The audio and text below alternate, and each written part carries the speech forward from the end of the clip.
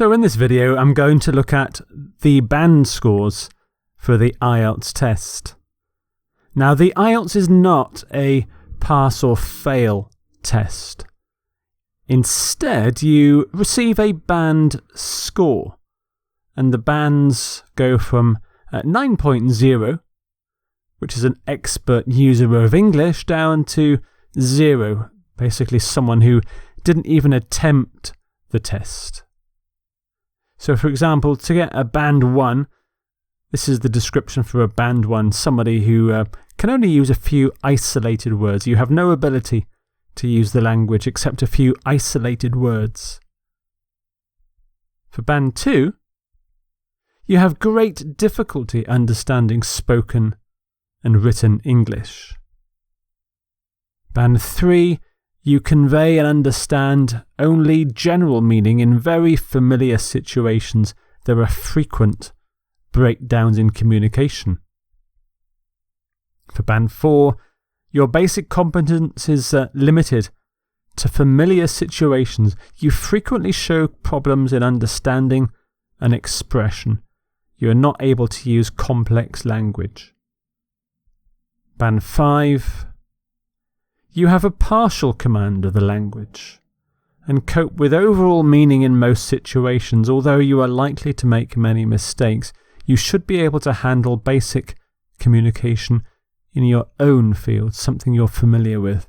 Now, from band 6 upwards, we get to the kind of scores which people need to get to university and college. So band 6. Generally, you have an effective command of the language despite some inaccuracies, inappropriate usage and misunderstandings.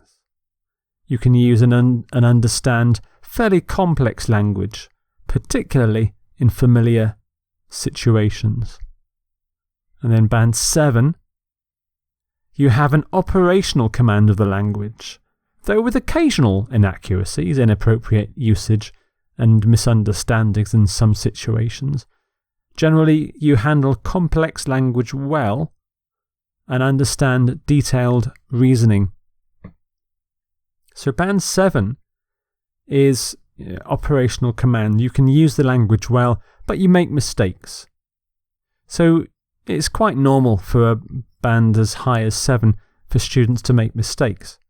But you should still try to be fairly natural with the language. Band 8, you have a fully operational command of the language with only occasional unsystematic inaccuracies and inappropriate usage. You may misunderstand some things in unfamiliar situations.